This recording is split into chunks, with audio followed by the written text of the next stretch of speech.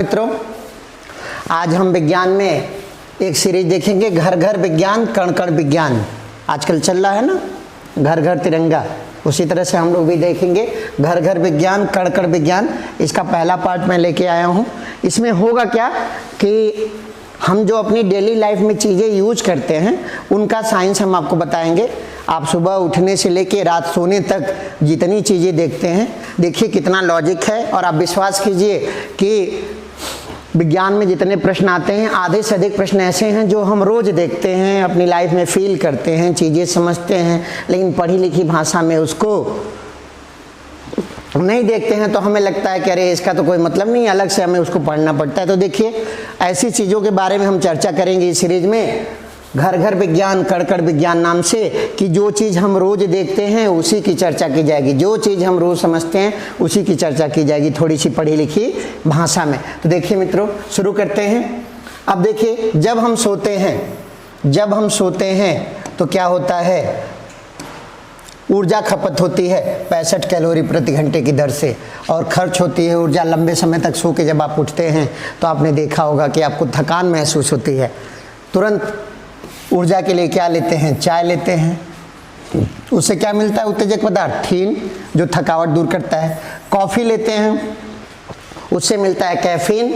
और थोड़ा सा अगर मनबल टाइप के हैं तो सिगरेट लेते हैं, उससे क्या मिलता है, निकोटीन। ये क्या होते हैं, उत्तेजक पदार्थ होते हैं, तुरंत आपको एनर्जी टाइप में लगता है और आप अपना काम करना शुरू कर देते हैं। और यही ध्यान रखिएगा, एक मक्खी होती है जिसके काटने से ना सोने वाला रोग हो जाता है, सीसी मक्खी। इससे क्या होता है, निद्रालु रोग होता है। कौन सी मक्खी होती है, सीसी मक्खी। इससे क्या होता है, निद्रालु रोग होता है। तो देखिए मित्रों कितनी चीज़ें आ गई। सोने पर 65 कैलोरी प्रति घंटा ऊर्जा खर्च होती है, चाय से थीन मिलता है, कॉफ़ी से कैफीन मिलता है, सिगरेट से निकोटीन मिलता है, ठीक है ना। और सीसी मक्खी के काटने से कौन सा रोग होता है, स्लीपिंग सिकनेस या निद्रालु रोग हो जाता है। आगे देखते हैं मित्रों, आगे हम देखते हैं इसमें कि गर्म पानी पीते हैं उठने के बाद, क्या डाल करके, नींबू। नींबू में क्या होता है, सिट्रिक अम्ल। नींबू में क्या होता है मित्रों, सिट्रिक अम्ल होता है, ठीक है ना। क्या होता है, सिट्रिक अम्ल होता है। उसी के साथ साथ कुछ लोग शहद मिलाते हैं। शहद में क्या होता है, फ्रक्टोज। इससे क्या मिलता है, ऊर्जा मिलती है कार्बोहाइड्रेट के रूप में। मूत्रालय अगर आप जा रहे हैं तो उसकी दुर्गंध क्या होती है, अमोनिया की होती है। किसकी दुर्गंध होती है मूत्रालयों में, अमोनिया की दुर्गंध होती है मित्रों। देखिए शौचालय में किसकी दुर्गंध होती है, हाइड्रोजन सल्फाइड की दुर्गंध होती है। ये सारी चीज़ें ऐसी हैं जो हम रोज देखते हैं, रोज समझते हैं, हमको केवल ध्यान देना है, ठीक है ना। नहाते हैं तो साबुन का यूज करते हैं, धोते हैं तो साबुन का यूज करते हैं। सोडियम और पोटेशियम के सल्फेट होते हैं। साबुन क्या होते हैं, सोडियम और पोटेशियम के सल्फेट होते हैं। आगे देखते हैं मित्रों, अब देखिए तुरंत ऊर्जा के लिए हम क्या लेते हैं, कार्बोहाइड्रेट खाते हैं। तुरंत ऊर्जा हमको चाहिए तो हम क्या लेते हैं मित्रों, कार्बोहाइड्रेट लेते हैं। सर्वाधिक ऊर्जा किससे मिलती है, हमें वसा से मिलती है। सर्वाधिक ऊर्जा किससे मिलती है, वसा से। तो अगर आपसे परीक्षा में प्रश्न आता है कि तुरंत ऊर्जा के लिए क्या, कार्बोहाइड्रेट, इसीलिए देखिएगा ग्लूकोन डी या ग्लूकोज डी पिया जाता है। तुरंत ऊर्जा लेनी होती है तो ग्लूकोज डी या ग्लूकोन डी पिया जाता है। सर्वाधिक ऊर्जा किससे मिलेगी, वसा से मिलेगी। यहाँ देखिएगा दूध भी पीते हैं लोग उठने के बाद, बहुत सारे लोग। दूध में क्या मिलता है, मिठास के लिए लैक्टोज। पैकेट वाला जो दूध आता है, ज़्यादातर लोग तो आजकल वही दूध यूज करते हैं जो पैकेट में आता है। वो कैसा दूध होता है, पाश्चुरीकृत। इसका मतलब क्या होता है, इसे जीवाणुनाशन कर दिया गया है। अगर आप चाहें तो डायरेक्ट इसे यूज कर सकते हैं, दुकानी पर खरीदा वही जो काट के पी ला। लेकिन अगर आप अपने घर में गाय भैंस का दूध लेते हैं तो उसे कच्चा नहीं पीना चाहिए, वो आपके लिए क्या होता है, नुकसानदायक होता है। यहाँ एक चीज़ ध्यान देना है मित्रों कि वसा किसके दूध में अधिक होता है, तो गाय के कि भैंस के। तो दोनों में अगर कंपेयर करेंगे तो भैंस के दूध में वसा अधिक होता है। प्रति व्यक्ति दूध की आवश्यकता का मानक क्या है, 226 ग्राम प्रतिदिन। मोटा मोटी 250 ml प्रतिदिन, यानी 226 ग्राम प्रतिदिन होना चाहिए। भारत में इसकी स्थिति सरप्लस में है और हम विश्व में नंबर 1 पे हैं। दूध उत्पादन में हम 1 नंबर पे हैं पूरे विश्व में। और देखिएगा दूध की शुद्धता का मापन किससे करते हैं, लैक्टोमीटर से करते हैं। सबको पता होगा किससे करते हैं, लैक्टोमीटर से, जो आपेक्षिक घनत्व के सिद्धांत पे काम करता है। किस पे काम करता है, आपेक्षिक घनत्व के सिद्धांत पे काम करता है। अब यहाँ एक चीज और ध्यान दीजिएगा, सबको पता है कि गाय का दूध सस्ता है और भैंस का दूध महंगा है, तो मिलावट करने वाले क्या करते हैं, भैंस के दूध में ही गाय का दूध मिला के बेच देते हैं। तो उसके लिए भी एक परीक्षण किया जाता है, उसे कहा जाता है हंसा टेस्ट या हंसा परीक्षण। भैंस के दूध में गाय के दूध का मिलावट जांचने के लिए कौन सा परीक्षण करते हैं, हंसा परीक्षण किया जाता है। मित्रों, यहाँ तक बात समझ में आ गई होगी। और एक चीज देख रहे हैं कि ये सारी चीजें हैं जो आप रोज देखते हैं, यह साइंस आप रोज देखते हैं, इसीलिए इसका नाम रखा गया है घर घर में विज्ञान और कण कण में विज्ञान। आगे देखते हैं मित्रों, फल की मिठास, ये कह रहा है पदार्थों की मिठास, कैसे मीठा लगता है। फलों में क्या होती है, फ्रक्टोज होती है। चीनी में क्या होता है, सुक्रोज होता है, जो जिसकी वजह से मिठास आती है। अनाजों में क्या होता है, माल्टोज होता है। अनाजों में क्या होता है मित्रों, माल्टोज होता है, ठीक है ना। फिर देखिए दूध की मिठास लैक्टोज, शहद की मिठास फ्रक्टोज, क्योंकि शहद किससे मिलता है, फलों से मिलता है, फूलों से मिलता है, फूलों से मिलता है, इसीलिए वही वाला इसमें भी हो जाएगा फ्रक्टोज। कृत्रिम शर्करा सैकरीन को कहा जाता है। अब देखिए सबसे जटिल शर्करा होती है सेलुलोज, ठीक है ना। ये वनस्पतियों से मिलती है, इसे केवल कौन पचा पाता है, शाकाहारी जीव। जैसे बकरी लकड़ी चबा सकती है लेकिन सिर चबाएगा तो मरे जाएगा। कौन लकड़ी चबा सकता है, बकरी, क्योंकि वो शाकाहारी है, और शेर शाकाहारी नहीं है तो चबाएगा तो मर जाएगा। तो ध्यान रखना है, सेलुलोज को कौन पचा पाता है, शाकाहारी। और आपने देखा होगा कि हमारे घरों में दीमक होते हैं, वो लकड़ी की बड़ी बड़ी लकड़ी का बड़ा बड़ा दरवाज़ा खा जाते हैं, वो शाकाहारी होते हैं, बड़े आराम से पचा लेते हैं। आप कभी कोशिश कीजिए लकड़ी खाने का, पता चलेगा कि बीमार हो जाएंगे, क्योंकि मांसाहारी जीव लकड़ी नहीं पचा सकते, सेलुलोज नहीं पचा सकते। सेलुलोज पचाने की क्षमता किसमें केवल होती है, शाकाहारियों में होती है। आगे देखते हैं मित्रों।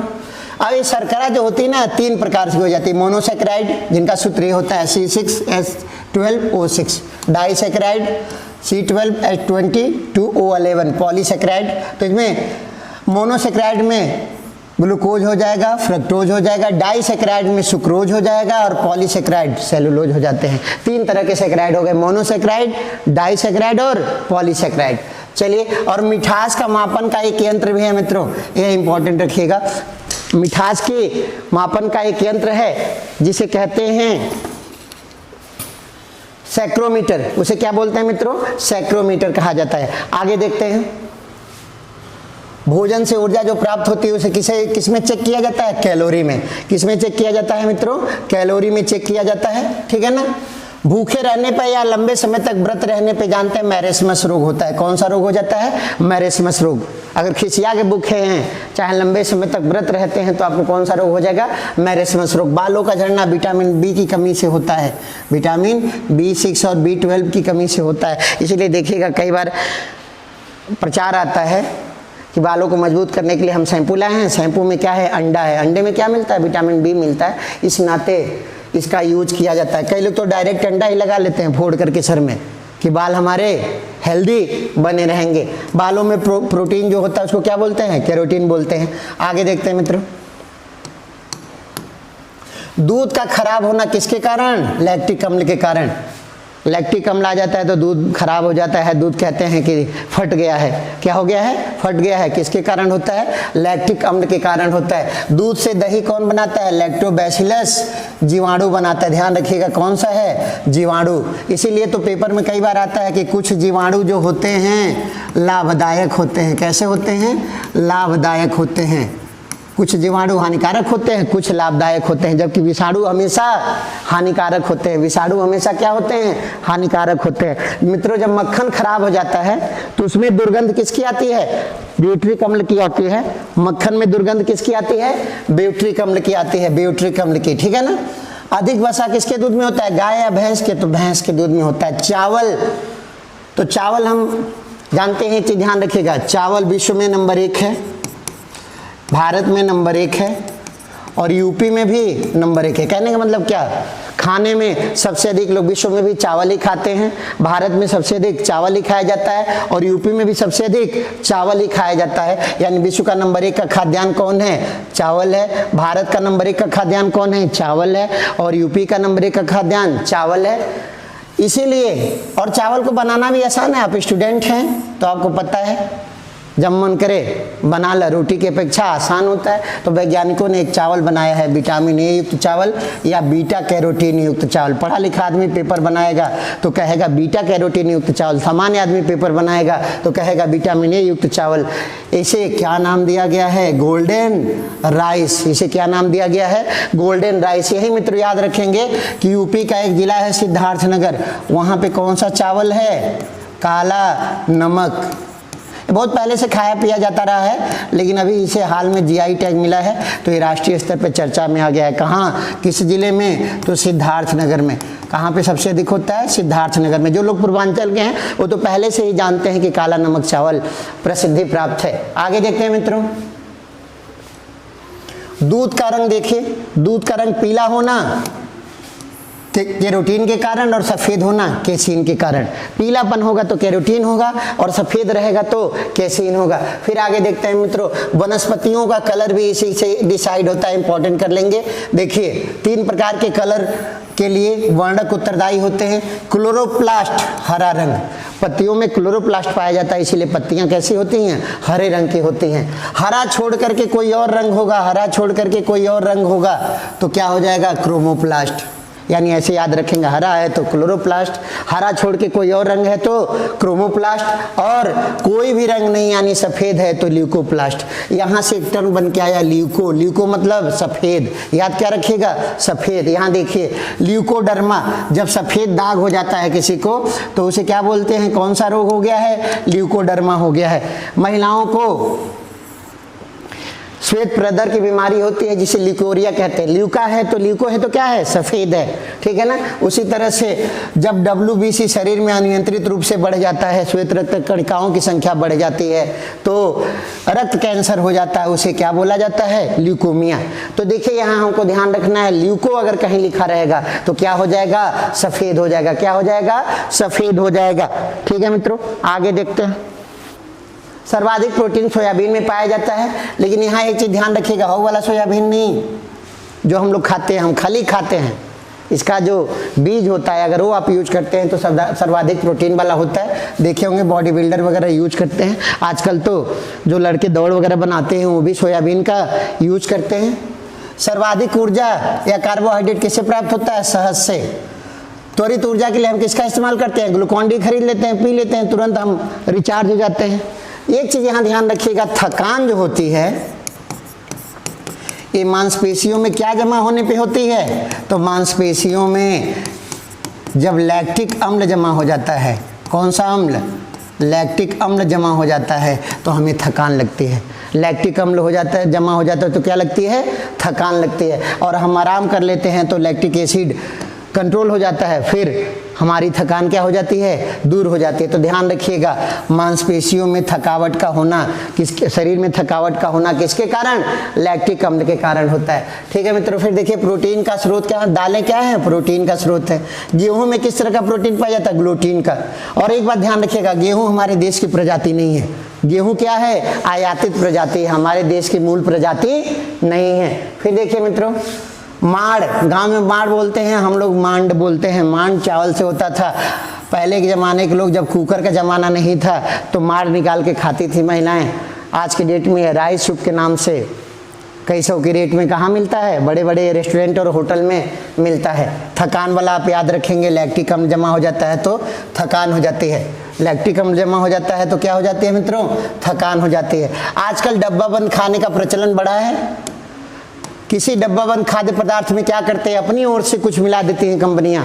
जैसे मान लीजिए दूध में या कोई भी चीज़ ऐसी खाने वाली है, कोई पौष्टिक पदार्थ नहीं पाया जाता है, उसको अपनी तरफ से कंपनियां क्या कर देती हैं? ऐड कर देती हैं, जोड़ देती हैं। इसको फोर्टिफाइड फूड कहा जाता है। तमाम आप देख रहे हैं कि बोर्नवीटा है या मान लीजिए विमेन हार्लिक्स होता है, चाहे इस तरह की चीज़ें आती हैं, उनमें क्या होता है? अपनी तरफ से पोषक तत्व मिला करके कंपनियां बेचती हैं। इन्हें क्या बोलते हैं? Fortified food. आने वाले समय में इन्हीं तरह के खानों का वर्चस्व बढ़ेगा। आगे देखते हैं मित्रों, कोलेस्ट्रॉल। अभी कुछ दिन पहले आपने सुना होगा कि राजू श्रीवास्तव जी को हार्ट अटैक आया जिम में काम करते, जिम में वर्कआउट करते हुए। तो ये आजकल एक साल में आपने कम से कम 15 सेलिब्रिटी का देखा होगा, चाहे वो क्रिकेट से जुड़े हों, हुसैन हो या इस तरह के लोग हों, ज़्यादातर लोगों को हार्ट अटैक से उनकी डेथ हुई। हार्ट अटैक के लिए सबसे बड़ा उत्तरदायी कारक है कोलेस्ट्रॉल। और जानते हैं कोलेस्ट्रॉल जो होता है ना, जंतु कोशिकाओं में पाया जाता है। कहाँ से पाया जाता है मित्रों? जंतु कोशिकाओं में। अब रामदेव बाबा कहते हैं कि हमारे बिस्कुट में, हमारे तेले में कोलेस्ट्रॉल नहीं है, तो किसी के तेल में कोलेस्ट्रॉल नहीं होता, चाहे अडानी वाला खाइए, चाहे रामदेव वाला खाइए, चाहे बैल कोल्हू खाइए, चाहे चक्र वाला खाइए, ठीक है ना। ये कहाँ मिलेगा? जंतु कोशिकाओं से, यानी जंतुओं से जो चीज़ें प्राप्त होती हैं उन्हीं से कोलेस्ट्रॉल मिलेगा। जैसे दूध है, दूध अगर आप सेवन करते हैं तो, या दूध प्रोडक्ट सेवन करते हैं तो क्या हो सकता है? कोलेस्ट्रॉल आपके शरीर में बढ़ सकता है। लेकिन कोलेस्ट्रॉल में भी ध्यान रखना है, 2 तरह का कोलेस्ट्रॉल होता है, अच्छा वाला जिसे HDL कहते हैं, और खराब वाला जिसे LDL कहते हैं। HDL बढ़ना चाहिए, LDL घटना चाहिए। और जानते हैं अगर कोलेस्ट्रॉल बढ़ा तो आपके शरीर में क्या हो जाता है? नसें पतली हो जाती हैं, ब्लड प्रेशर के मरीज होते हैं, बाद में हृदय संबंधी रोग हो जाते हैं। तो कोलेस्ट्रॉल सबसे बड़ा खलनायक है किसके लिए? हृदय रोग के लिए। और जानते हैं अधिकांश मौतें वर्तमान समय में जो असमय मौतें हो रही हैं किसकी वजह से हो रही हैं? हार्ट अटैक से हो रही हैं, ठीक है ना। तो कोलेस्ट्रॉल हमेशा ध्यान रखिएगा किससे मिलेगा? जंतु कोशिका से, कभी ये पादप कोशिका से प्राप्त नहीं होता है, ठीक है मित्रों। और अब आप देखिए, इसका ब्लड टेस्ट जो कराया जाता है कोलेस्ट्रॉल की जांच करने के लिए, उसे लिपिड प्रोफाइल टेस्ट कहते हैं। क्या बोलते हैं? लिपिड प्रोफाइल टेस्ट, ठीक है मित्रों। आगे चलते हैं। खाद्य तेल में भी नुकसानदायक पदार्थ पाया जाता है जो हृदय रोगों के लिए उत्तरदायी है। ट्राइग्लिसरीड उसका नाम होता है, इसीलिए कहा जाता है कि या तो कम तेल वाला खाइए, नहीं तो कोशिश कीजिए कि बिना तेल वाला खाइए।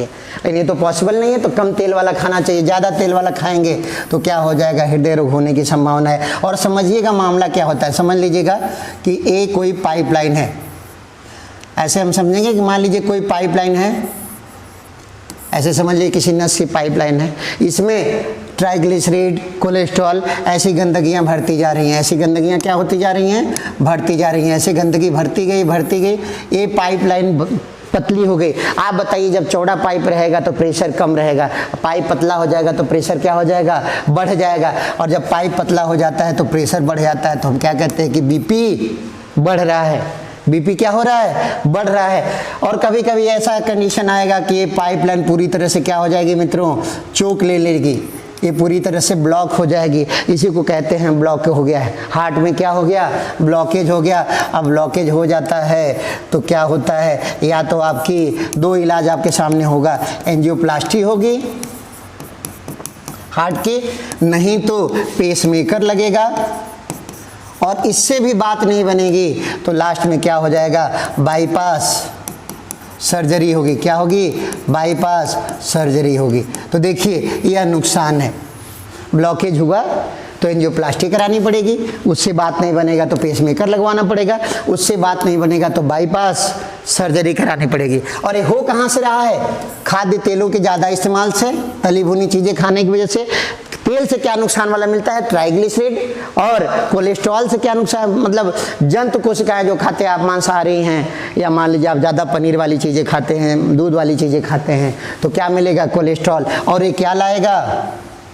एंजियोप्लास्टी, पेसमेकर और बाईपास सर्जरी लाएगा। ये भी मौका उन्हीं को मिल पाता है जो हार्ट अटैक से पहले सजग हो जाते हैं या बच जाते हैं। कुछ लोगों की स्थिति तो राजू श्रीवास्तव जैसी या सिद्धार्थ शुक्ला जैसी हो जाती है। तो आज के ज़माने में ध्यान रखना है कि तेल कम खाना है या खाना ही नहीं है, और मांस भी कम खाना है, ठीक है मित्रों। अब देखिए, ये तो तेल अच्छा था तब की बात है, कुछ तेल तो इतना गड़बड़ होता है जो नकली तेल बना देते हैं, मिलावटी तेल बना देते हैं। आर्जिमोन नामक पदार्थ मिला दिया जाता है तेल बनाने के लिए, मिलावटी तेल बनाने में। और इससे कौन सा रोग होने का डर रहता है? ड्रॉप्सी। ये पेट का रोग है। ड्रॉप्सी किसका रोग है? पेट का रोग है। किसका रोग है? पेट का रोग है। मित्रों आगे देखते हैं। मैगी, देखिए मैगी रोज खाते हैं, दिल्ली में तो चले जाइएगा तो मैगी क्या होता है? बना के बेचते हैं। मैगी के लिए अलग अलग से ठेले बने होते हैं कि मैगी वाला है। तो ये बताइए, वही आटा हम अपने घर का बना के खाते हैं, हमको अच्छा नहीं लगता, मैगी का टेस्ट अलग लगता है। ये स्विट्ज़रलैंड की कंपनी है नेस्ले, जिसने शुरू किया था। इसमें बीच में रिसर्च में पता चला कि जांच में पाया गया कि इसमें MSG पाया जाता है, monosodium glutamate, monosodium glutamate. Basically कहिए देसी भाषा में तो लेड पाया जाता है, और आप जानते हैं लेड हमारे शरीर को बहुत अधिक नुकसान पहुंचाता है। इसीलिए मैगी जैसी चीज़ें कुछ दिन के लिए प्रतिबंधित थी, लेकिन बाद में प्रतिबंध हटा दिया गया, ठीक है ना। ऐसी चीज़ें खाना नहीं चाहिए। अब देखिए अंडे की बात करते हैं। सबसे बड़ी कोशिका किसको माना जाता है? शुतुरमुर्ग के अंडे को। अंडे में 3 पार्ट होते हैं। सबसे ऊपर कवर, तो कवर कोई भी होगा, किसी भी चीज़ का खोल या कवर होगा तो उसे कैल्शियम कार्बोनेट से बना होगा। किससे बना होगा मित्रों? कैल्शियम कार्बोनेट से बना होगा। इसका सफ़ेद वाला भाग जो होता है एल्ब्यूमिन, यह प्रोटीन युक्त होता है और यह लाभदायक होता है। कैसा होता है मित्रों? लाभ पहुंचाने वाला होता है। और पीले वाले भाग को क्या बोलते हैं? यॉल्क बोलते हैं। देसी भाषा में इसको जर्दी बोलते हैं, लेकिन जानते हैं ये हानिकारक होता है। फिर भी खाने में चॉइस किसकी ज़्यादा रखी जाती है? पीले वाले की, ठीक है ना। तो सफ़ेद वाला एल्ब्यूमिन, पीला वाला यॉल्क, और इसका जो कवर होता है किसी भी जीव के शरीर का ऊपर का आवरण जो होगा वो कैसा होगा? कैल्शियम कार्बोनेट का होगा, ठीक है ना। और ये बताइए पहले क्या होता था कि अंडे से अगर बच्चा निकालना है तो क्या करेंगे? मुर्गी अंडा सेएगी, सेने के बाद से बच्चा निकलेगा। ये लंबी प्रक्रिया थी। आज की डेट में लोगों को इतना ज़्यादा अंडा और मुर्गा खिलाना है, कहाँ से हो पाएगा? तो क्या होता है? कृत्रिम रूप से अंडे से बच्चा निकालते हैं, और इस तकनीकी को मित्रों कहा जाता है इंक्यूबेशन। क्या कहा जाता है? इंक्यूबेशन। और जो मशीन होती है जिससे अंडा से बच्चा निकालने की तकनीकी विकसित की गई है उसे कहते हैं इंक्यूबेटर। क्या बोलते हैं? इंक्यूबेटर, ठीक है ना। अभी आप दोपहर में ऑर्डर दीजिए किसी एजेंसी पे, कह दीजिए कि हमको ये 10,000 चूजे चाहिए, वो आपसे 12 घंटे 14 घंटे का समय लेगा। 10,000 चूजे आपको किस मशीन से बना के दे देगा? इंक्यूबेटर से। किससे दे देगा? इंक्यूबेटर से। चलिए मित्रों आगे देखते हैं। अब देखिए इसमें देखते हैं कुछ पशुओं में क्या होता है। बड़ी मान लीजिए कि बड़ी डेयरी हैं, वहाँ पे 100-150 पशु हैं, एक पशु 20 लीटर 30 लीटर दूध दे रहा है, तो दूध उतारने में दिक्कत होती है तो इंजेक्शन का यूज कर देते हैं। कभी गाय है, उसका बच्चा छोटे में मर गया, दूध नहीं दे रही है, तो उसके लिए एक इंजेक्शन लगाते हैं लोग। कौन सा इंजेक्शन? ऑक्सीटोसिन। यह प्रतिबंधित है। क्या है? इस पर बैन लगा है। क्या लगा है? बैन लगा है। फिर भी ये चोरी छुपे यूज किया जाता है। और एक बात आप ध्यान रखिएगा, जो देह व्यापार करने वाले लोग हैं, युवतियों को उम्र से पहले जवान करने के लिए भी यही इंजेक्शन लगा देते हैं। कौन सा? ऑक्सीटोसिन का। किसका इंजेक्शन लगाया जाता है? ऑक्सीटोसिन का। अब देखिए दूध क्या है? अगर रासायनिक रूप से देखेंगे तो कोलाइडल है, विलेन है। ये प्राकृतिक पायस है। क्या है? पायस को अंग्रेजी में क्या बोलते हैं? इमल्सन बोलते हैं। इसी का जस्ट उल्टा पेंट क्या है? कृत्रिम पायस है। देखिएगा हर पेंट पे लिखा रहता है इमल्सन पेंट। आप ध्यान दीजिएगा, डब्बे पे जाके देखिएगा तो लिखा रहता है कि इमल्सन पेंट। अब देखिए मित्रों, इसमें हानि क्या पहुंचाने वाली चीज होती है पेंट में? लेड या शीशा। देखिएगा 2 शीशा होता है। एक शीशा होता है छोटा वाला, जिसे छोटा सा लिखा रहेगा, ये होता है लेड, इससे कैंसर होने का डर होता है। और दूसरा शीशा होता है मित्रों कांच। ये देखिए दूसरा शीशा होता है कांच।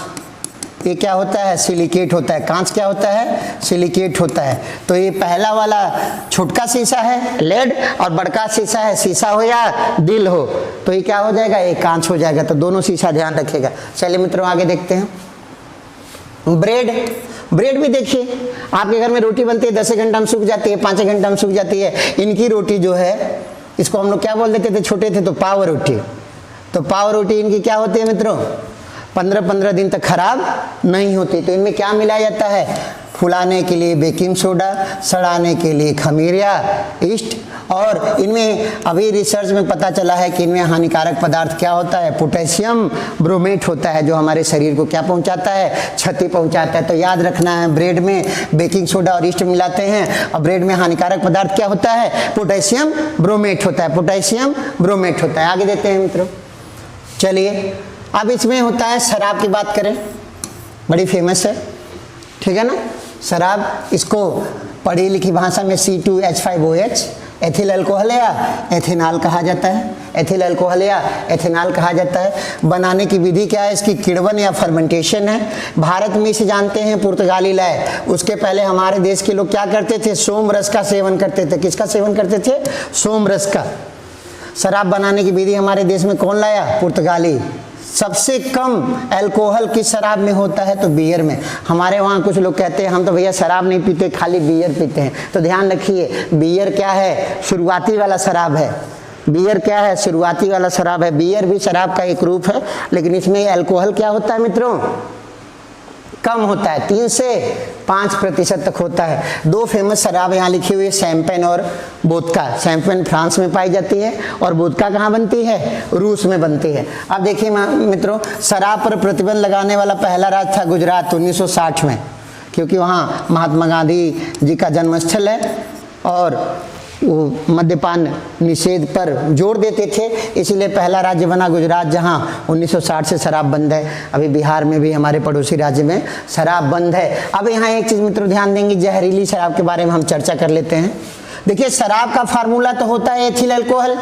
क्या होता है? Ethyl alcohol. कोई आदमी अनपढ़ है, गंवार है, इधर उधर की चीजें मिला करके शराब बना रहा था, तो रोज तो एथिल अल्कोहल बन रहा था। एक दिन गड़बड़ा गया, क्या बन गया? मेथिल अल्कोहल बन गया। अब मेथिल अल्कोहल बन गया तो ये जहरीली शराब हो गई, और इसको पीने के बाद लोग मर जाते हैं। अक्सर आपने सुना होगा कि उन्नाव में इतने लोग मारे गए, यहाँ इतने लोग मारे गए। तो क्या है मित्रों? एथिल अल्कोहल की जगह क्या बन गया? Methyl alcohol. एथी की जगह क्या हो गया? मेथी हो गया। याद रखिएगा, एथी की जगह मेथी हो जाएगी तो जहरीली शराब बन जाएगी, और जो पिएगा निपट जाएगा। ठीक है मित्रों, आगे देखते हैं। जूनोटिक रोग पहले जानवर को होता है, जानवर से मनुष्य में ट्रांसफर होता है। कोरोना, किसी एक हरामखोर ने चमगादड़ खाया और पूरी दुनिया में इसका वायरस फैला। वायरस का क्या नाम है? SARS-CoV-2, severe acute respiratory syndrome. SARS का फुल फॉर्म क्या होता है? Severe acute respiratory syndrome. क्या होता है? Severe acute respiratory syndrome. अब देखिए, रेस्पिरेटरी लिखा है, इसका मतलब इसको किसको प्रभावित करेगा? श्वसन तंत्र को। और श्वसन तंत्र बोले तो फेफड़ा। किसको डैमेज कर रहा था कोरोना?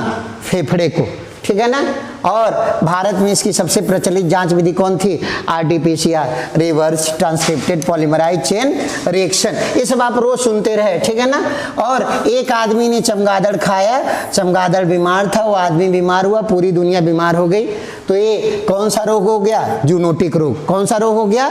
जूनोटिक रोग। एक चीज आपने नोटिस किया होगा मित्रों कि हम वही बात कर रहे हैं, अभी तक वही पॉइंट भी चर्चा की जा रही है जो रोज आप देखते हैं, डेली लाइफ में देखते हैं, बस है कि उसको नोटिस नहीं करते हैं। तो अब से नोटिस कीजिए, आधा साइंस आपका इसी से तैयार हो जाएगा, अलग से कुछ पढ़ने की जरूरत नहीं पड़ेगी। आगे देखते हैं मित्रों। अब देखिए, कोरोना के बाद एक सुपरस्टार हो जाता है डेंगू। दिल्ली और उत्तर भारत ज़्यादा इससे प्रभावित होता है। ये किस मच्छर से होता है? एंडीस इजिप्टी से। ये हड्डी तोड़ बुखार भी कहा जाता है। किस मच्छर से होता है? एंडीस इजिप्टी मच्छर से। इसे क्या बोलते हैं? हड्डी तोड़ बुखार। इसका एक छोटा भाई भी है जिसका नाम है चिकुनगुनिया, ये भी उसी से होता है, एंडीस इजिप्टी से। यह भी घातक है, लेकिन उतना घातक नहीं है जितना कि डेंगू है। चिकुनगुनिया में कैजुअलिटी कम होती है, लगभग 9 के बराबर होती है, लेकिन डेंगू क्या है? बहुत ही खतरनाक है, इसमें कैजुअलिटी ज़्यादा होती है। ठीक है ना। अब देखिए, हम लोग पूर्वांचल के हैं तो एक चीज़ तो ध्यान देनी है, गोरखपुर और आसपास के क्षेत्रों में मस्तिष्क ज्वर का नाम हमेशा चलता रहता है। जेई, जापानी इंसेफेलाइटिस या मस्तिष्क ज्वर, और लोकल के लोग इसको नौकी बीमारी कहते हैं। चाहे जेई कहिए, चाहे नौकी बीमारी कहिए, चाहे जापानी इंसेफेलाइटिस कहिए, चाहे मस्तिष्क ज्वर कहिए। यह किस मच्छर से होता है? क्यूलेक्स मच्छर के काटने से। किस मच्छर के काटने से मित्रों? क्यूलेक्स मच्छर से काटने से। और गोरखपुर और आसपास का क्षेत्र बहुत ज़्यादा प्रभावित रहा, लेकिन माननीय मुख्यमंत्री जी के चलते थोड़ा सा इसमें सुधार है। और जानते हैं, इसको रोकने के लिए एक मछली का पालन तालाबों में और नालियों में किया जाता है। वो मछली कौन सी है? गंबूसिया। ये क्या करती है? क्यूलेक्स मच्छर के लार्वा को खा जाती है, और इसे नियंत्रित करने के काम में इसका प्रयोग किया जाता है। तो याद रखिएगा, क्यूलेक्स मच्छर से होता है। और कौन सी मछली पाली जाती है? गंबूसिया मछली। आगे देखते हैं मित्रों। अब देखिए, जो केमिकल आप यूज करते हैं उसमें नुकसान पहुंचाने वाली चीजें, तो देखिए सबसे अधिक डीजल है। तो डीजल में क्या पहुंचाता है नुकसान? सल्फर की यौगिक।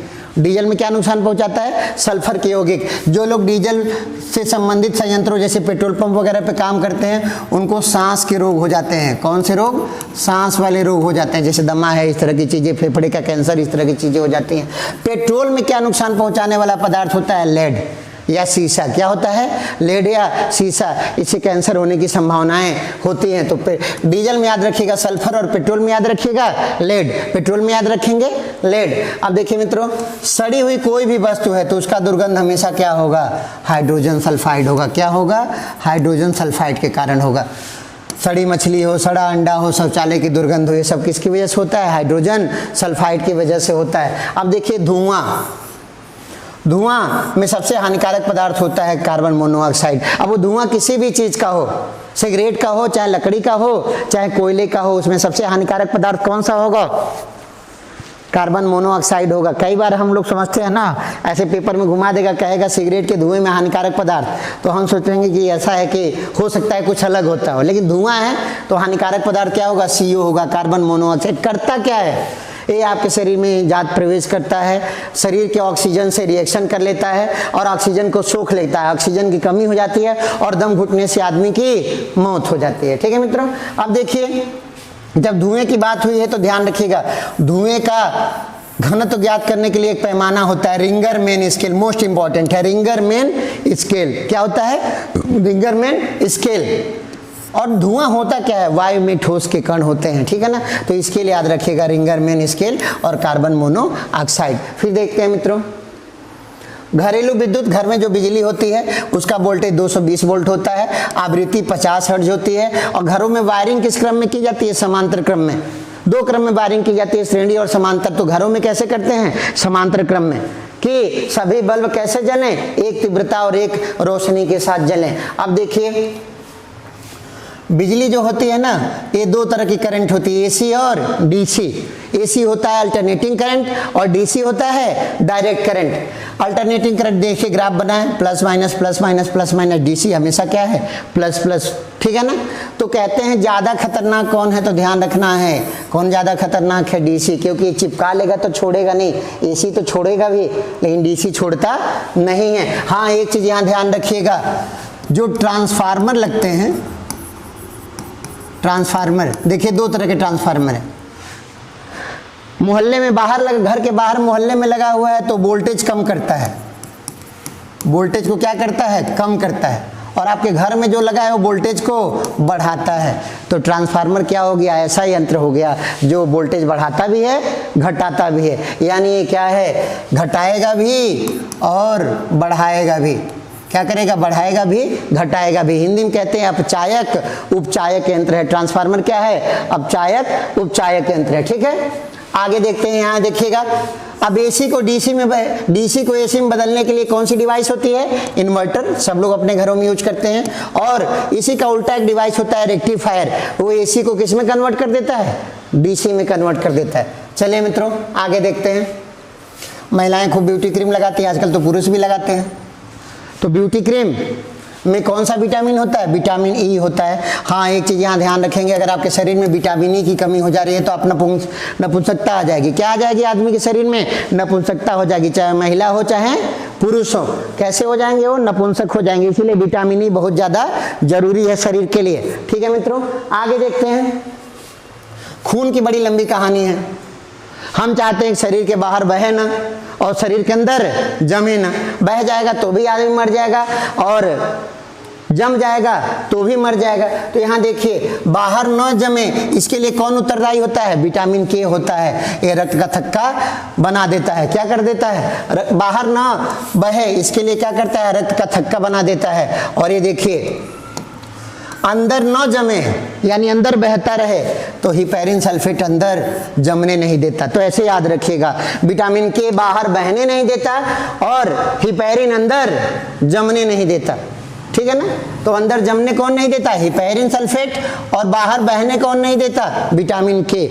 और यही विटामिन K जब किसी के शरीर में कम हो जाता है, ध्यान से समझिएगा, यही विटामिन K अगर किसी के शरीर में कम हो जाता है, इस बीमारी को कहते हैं हीमोफीलिया। तब क्या होता है, रक्त का थक्का बनना बंद हो जाता है, रक्त का थक्का बनता ही नहीं है आसानी से। तो ये कौन सा रोग हो जाता है, हीमोफीलिया। सबसे पहले यह रोग ब्रिटेन की महारानी विक्टोरिया को हुआ था, इसीलिए इस रोग को क्या कहा जाता है, विक्टोरिया रोग भी कहा जाता है। और ये किस प्रकार का रोग है मित्रों, आनुवांशिक रोग है। कैसा रोग है, आनुवांशिक रोग है, यानी एक पीढ़ी से दूसरी पीढ़ी में ट्रांसफर भी होगा। और दूसरी चीज आनुवांशिक रोग की एक बड़ी खासियत होती है कि ये लाइलाज होता है। कैसा होता है? लाइलाज होता है, इसका इलाज संभव नहीं है। फिर मित्रों आगे देखते हैं। इसी तरह से एक और बीमारी होती है कलर ब्लाइंडनेस या वर्णांधता।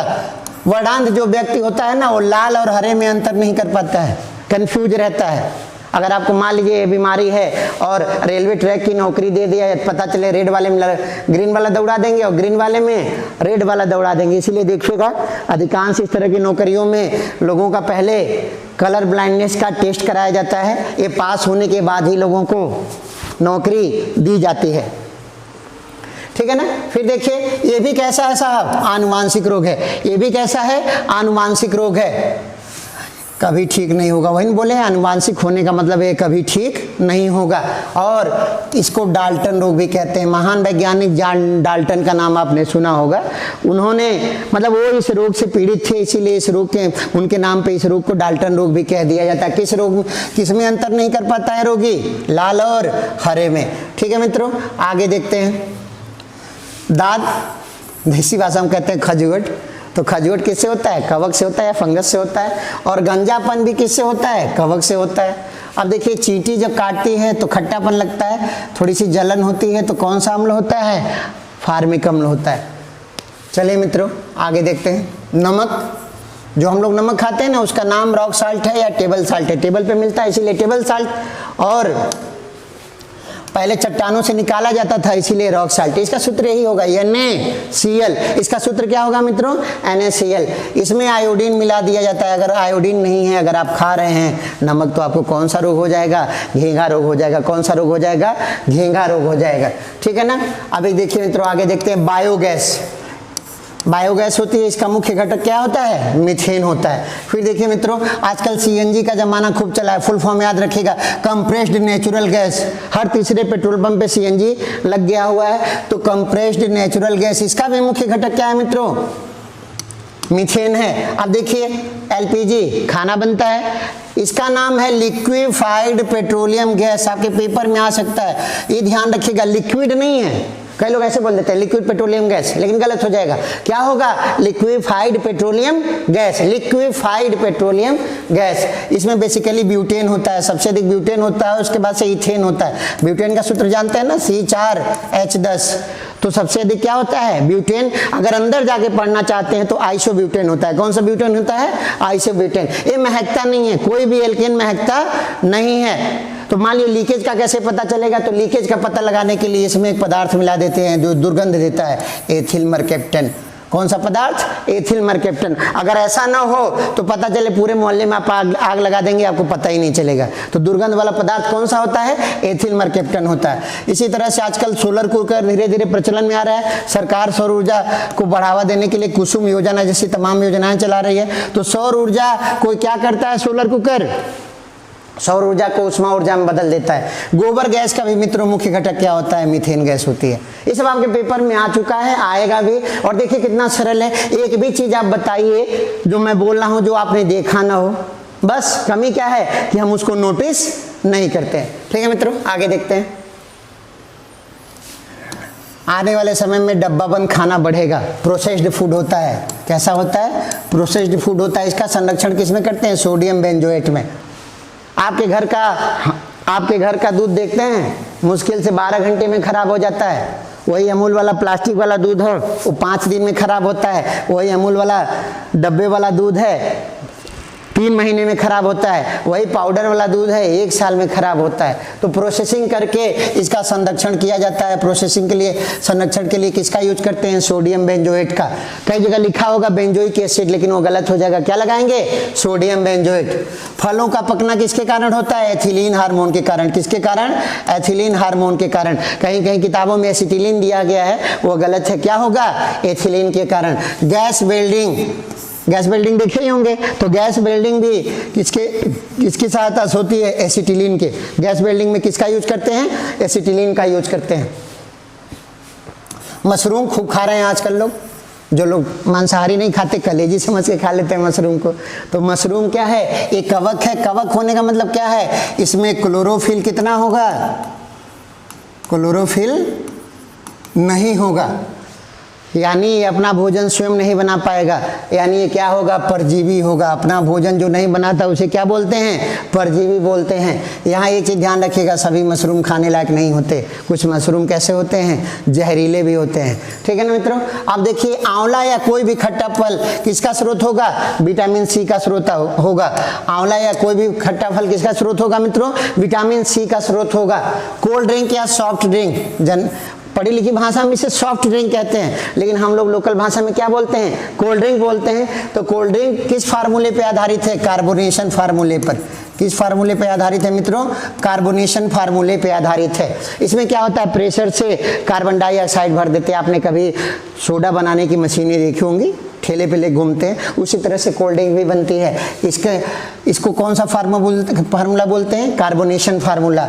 जब कोल्ड ड्रिंक हम खोलते हैं तो जो झाग या बुलबुला निकलता है ना, कार्बन डाइऑक्साइड होता है। क्या होता है वो, कार्बन डाइऑक्साइड। एक भ्रम बहुत ज़्यादा है मार्केट में कि अगर गैस बना है तो cold drink P low, gas निकल जाएगी। तो ये बताइए, इसमें तो पहले ही से कार्बन डाइऑक्साइड भरा है, तो जब आप पीते हैं ना तो वही कार्बन डाइऑक्साइड आप पी लेते हैं और वही आपके पेट में से निकलता है, तो कहते हैं कि बड़ा तगड़ा ठंडा था, सारा गैस निकाल दिया। तो जो आपने घुसाया वही निकला, जो आपने पिया वही गैस बाहर निकली, आपको समझने में फेर हो गया।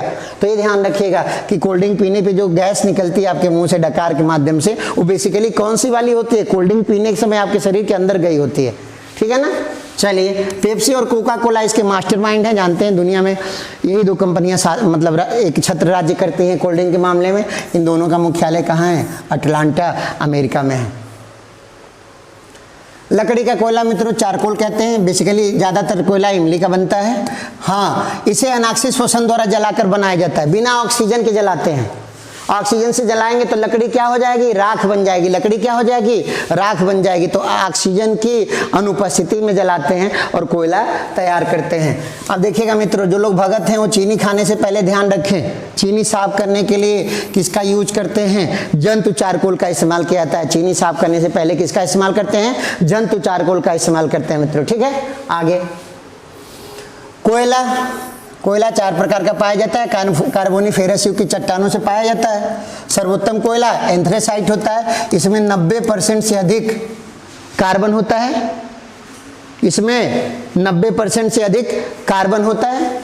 अब देखिए, दूसरा कोयला है बिटुमिनस, तीसरा कोयला है लिग्नाइट और सबसे घटिया कोयला होता है पिट। सबसे घटिया कोयला क्या होता है, पिट होता है मित्रों। कार लगता है, निकालने का कोई मतलब नहीं माना जाता है। ठीक है। अब देखिए, विश्व में सबसे अधिक कोयला कहाँ पाया जाता है, चीन में। ध्यान रखिएगा, विश्व में सबसे अधिक कोयला कहाँ पाया जाता है, चीन में। ठीक ना मित्रों, आगे देखते हैं। अब देखिए, अगर आपको कौन सा रोग है तो किस डॉक्टर के पास जाना चाहिए, जरूरी नहीं है कि सब प्रश्न पेपर में आए, लेकिन हमको जानकारी होनी चाहिए। देखिए, अगर कार्डियोलॉजी कहीं लिखा है तो समझ लीजिए हृदय रोग का विभाग है। किसका विभाग है, हृदय रोग का विभाग है। ऑन्कोलॉजी लिखा है तो कैंसर रोग का विभाग है। यानी किसी को उल्टा सोचे, हृदय रोग है तो कहाँ जाना चाहिए, कार्डियोलॉजी में जाना चाहिए। कैंसर की शिकायत है तो कहाँ, ऑन्कोलॉजी विभाग में। फिर से त्वचा संबंधी शिकायत है तो डर्मेटोलॉजी में जाना चाहिए। ठीक है ना। बच्चों के डॉक्टर क्या होते हैं, पीडिया वाले डॉक्टर होते हैं, पीडियाट्रिक सर्जन बोलते हैं। क्या होते हैं वो, पीडिया वाले डॉक्टर होते हैं। गुर्दे की समस्या है तो कहाँ जाना चाहिए, नेफ्रोलॉजी वाले डॉक्टर के पास जाना चाहिए। मूत्र रोग की समस्या है तो कहाँ, यूरोलॉजी। और पेट की समस्या है तो गैस्ट्रोलॉजी। अब देखिए, ऐसे याद रखेंगे, हृदय रोग, कार्डियोलॉजी, कैंसर रोग, ऑन्कोलॉजी, त्वचा, डर्मेटोलॉजी, बच्चे के लिए पीडिया, गुर्दा के लिए नेफ्रो और मूत्र रोग के लिए यूरो और पेट के रोग के लिए गैस्ट्रो। इधर देखेंगे ENT, अगर नाक कान गले में कोई दिक्कत है तो ENT वाले डॉक्टर के पास। हड्डी वाले डॉक्टर सबसे सरल होते हैं, आर्थो। कौन से डॉक्टर, आर्थो। फिर से देखिए, मस्तिष्क के संबंधी समस्या है, नसों संबंधी, तंत्रिका तंत्र संबंधी समस्या है तो न्यूरोलॉजी विभाग में जाना चाहिए, न्यूरो के डॉक्टर के पास। मानसिक रोग है तो साइकोलॉजी विभाग। ठीक है ना। और हार्मोन वाली समस्या है तो एंडोक्रिनोलॉजिस्ट बोला जाता है, एंडोक्रिनोलॉजिस्ट बोला जाता है। हार्मोन की समस्या क्या, आपको पता है कि डायबिटीज कैसे होता है, इंसुलिन हार्मोन के बैलेंस के बिगड़ने के बाद। और थायराइड हार्मोन का बैलेंस बिगड़ जाता है तो थायराइड रोग हो जाता है। तो हार्मोन वाला रोग होगा तो ये नया डॉक्टर मार्केट में आ गया, क्या होगा, एंडोक्रिनोलॉजिस्ट के पास जाएंगे, ये लोग क्या करेंगे, आपके शुगर का इलाज करेंगे, आपके थायराइड का इलाज करेंगे। ठीक है मित्रों, आगे देखते हैं।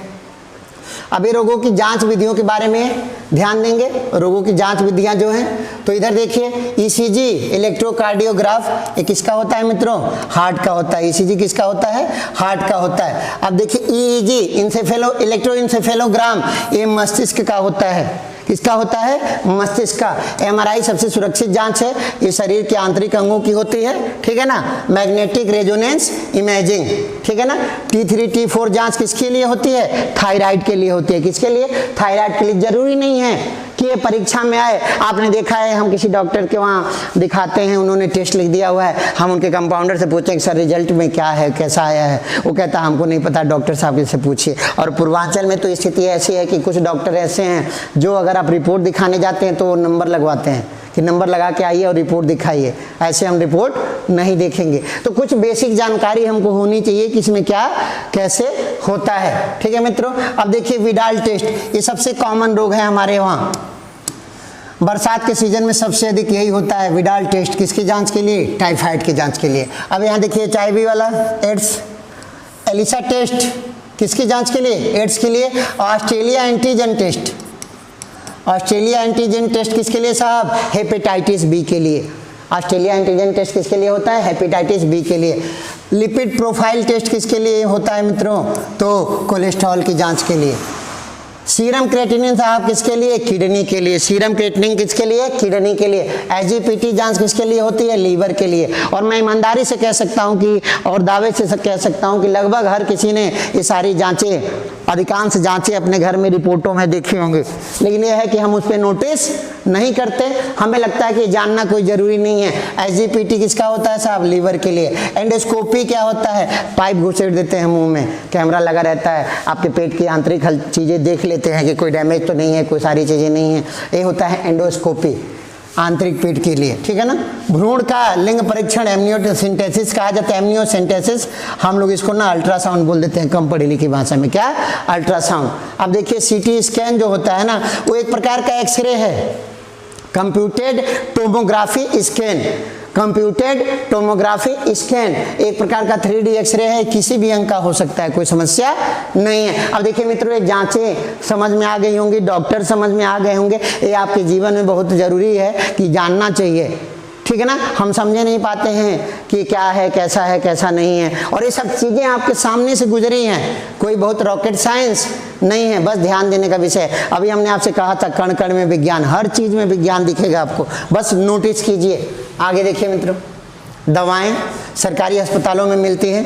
किडनी की दवा देखिए, एमबीटी की दवा कुष्ठ रोग के लिए मिलती है। डॉट्स की दवा टीबी के लिए, एआरटी की दवा एड्स के लिए। अब देखिए टीबी के लिए तो 500 रुपये महीना सरकार देती है, 500 रुपये महीना। अगर कोई पेशेंट आपकी जानकारी में टीबी से पीड़ित है तो सरकारी अस्पताल में इलाज कराइए, 500 रुपया मिलता है पौष्टिक भोजन करने के लिए। और दवाएं भी क्या होती हैं, फ्री होती हैं। दवाएं क्या होती हैं, फ्री होती हैं। अब देखिए एआरटी की दवा किसके लिए मिलती है, एड्स के लिए। एटीएस वैक्सीन किसके लिए होती है, टेटनस के लिए। बीसीजी का टीका टीबी के लिए। डीपीटी का टीका डिप्थीरिया, पर्ट्यूसिस और टेटनस के लिए।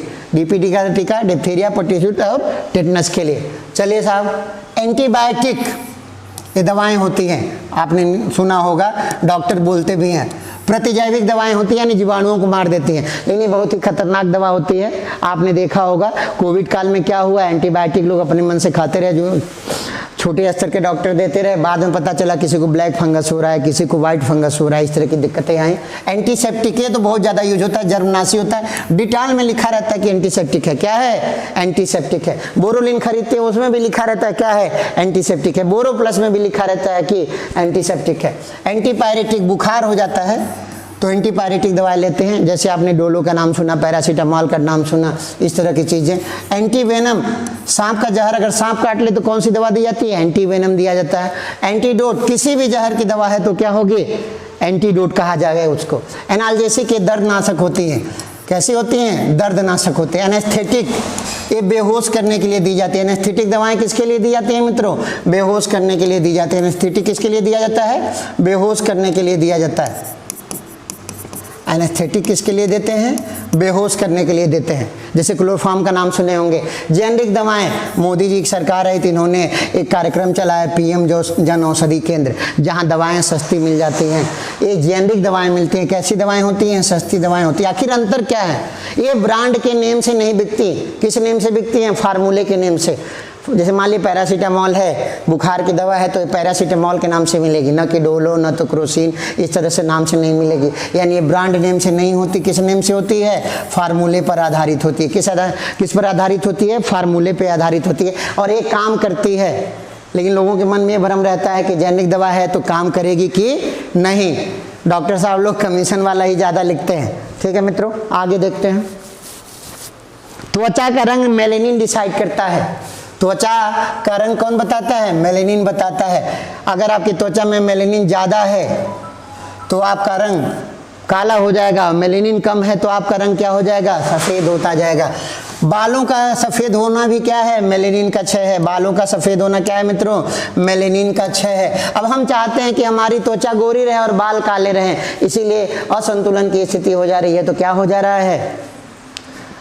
त्वचा गोरा होने के साथ साथ बाल भी गोरे हो जा रहे हैं। बाल क्या हो जा रहे हैं? 15 साल की उम्र में सफ़ेद हो जा रहे हैं। मेलेनिन का इम्बैलेंस है। लोगों को सफ़ेद दाग जैसी बीमारियां होती हैं, ल्यूकोडर्मा जैसे रोग होते हैं, ये भी मेलेनिन के क्षय के कारण होता है। अब देखिए आगे देखते हैं। पौधों द्वारा प्रतिकर्षी रसायन छोड़ा जाना, ये लीलो रसायन होता है। अब समझिएगा क्यों छोड़ता है। पौधे एक साथ हैं, आगे बढ़ने की प्रतिस्पर्धा रहती है। क्यों? क्योंकि अगर उन्हें सूर्य का प्रकाश नहीं मिलेगा तो भोजन नहीं बना पाएंगे। इसीलिए पौधे क्या करते हैं? चाहते हैं कि बगल वाला पौधा उनके ऊपर चढ़ ना पाए। ठीक है ना? इसी को कहा जाता है एलिलो रसायन। क्या बोलते हैं मित्रों? एलिलो रसायन। आलू माटी चढ़ाते समय क्या हुआ? आलू छूट गया। कोई जो आलू मिट्टी के बाहर रह गया वो सूर्य के प्रकाश में टच में आके हरे रंग का हो गया। ये सोलेनिन एक रसायन होता है, इसके कारण होता है। ये आलू खाना नहीं चाहिए, नुकसानदायक होता है। ठीक है ना? आगे देखते हैं मित्रों। टीबी की कहानी देखिए। टीबी क्या है? पहले पिताजी का ब्याह हुआ होगा तो आपके देखे होंगे कि बड़का टीबी मिला था जिसका पीछे इतना बड़ा निकला था। कहते थे पिक्चर ट्यूब वाली टीबी। उसको कहा जाता था CRT TB, cathode ray tube TB, cathode ray tube TB. बाद में आया फ्लैट टीबी आने लगी, इतनी चौड़ी, उसको कहा गया TFT, thin film transistor. Full form आपको याद होना चाहिए, थीन फिल्म ट्रांजिस्टर। आपके बड़का भैया का ब्याह हुआ तो LCD का ज़माना आ गया, पतली वाली टीवी आने लगी, liquid crystal display, full form याद होना चाहिए आपको। आपके छोटके भैया का ब्याह हुआ तो LED आ गया, लाइट एमिटिंग डायोड। ठीक है ना? अब आपका ब्याह हुआ है तो कौन सा आ गया? HD, high definition. इसके आगे भी आ गया smart TV, 3D TV, curve TV, bend हो जाएगी, मुड़ी हुई टीवी है। क्या है? कर्व टीवी है। तो इतना तरह से दिन ब दिन हम टेक्नोलॉजी में क्या होते जा रहे हैं? आगे बढ़ते जा रहे हैं। अगला देखते हैं मित्रों।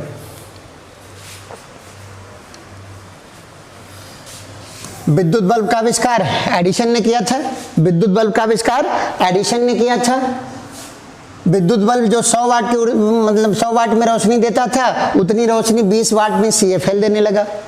CFL क्या होता है साहब? Compact fluorescent light. इसमें आर्गन गैस भरी रहती थी, उसके साथ पारे का वाष्प भरा रहता था। 100 वाट की जगह कितने वाट आ गया? 20 वाट। बिजली की खपत क्या हुई? कम हुई। लेकिन आगे कहा गया कि पारे का वाष्प जो है वो नुकसान पहुंचाता है, कैंसर होने की संभावना होती है, तो CFL का विकल्प ले लिया है LED लाइटों ने। LED अब CFL जितना 20 वाट में रोशनी देता था, LED कितने वाट में दे रही है? 5 वाट में। यानी 100 वाट का बल्ब जो काम करता था उतने में कितना LED बल्ब काम करेगा? 20 LED बल्ब काम करेगा। तो ये चीज़ देखिएगा, विद्युत बल्ब को हटाया CFL ने, CFL को हटाया LED ने। हमें एक चीज़ ये ध्यान देना है, CFL compact fluorescent light, LED light emitting diode. और दूसरी चीज ये ध्यान रखनी है कि जो चीज बाद में आएगी वो एडवांस होगी। 2 बातें हमेशा याद रखिएगा, ज्यादा लॉजिक नहीं लगाना है।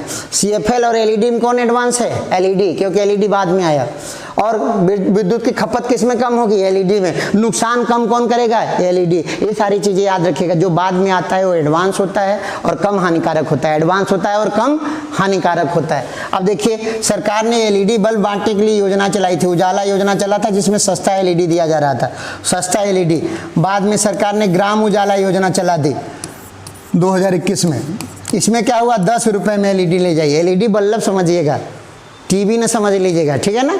चलिए साहब आगे।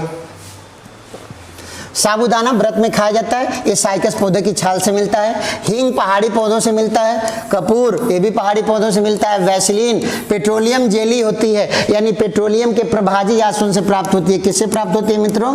पेट्रोलियम के प्रभाजी आसवन से। सामान्य भाषा में कहिए तो अलकतरा है, लेकिन उसको क्या किया गया, थोड़ा बहुत सेंटून मिला दिया गया। हम दिन भर उठे पर पोतते रहते हैं, ठंडियों में तो ये सुपर स्टार रहता है। वैसलीन ये क्या है? पेट्रोलियम जेली है, ठीक है ना मित्रों। आगे देखिए जैम, ये पके फलों का गुदा होता है, ये मीठा होता है। जेली कच्चे फलों से बनता है, कैसा होता है? खट्टा होता है, ठीक है सर।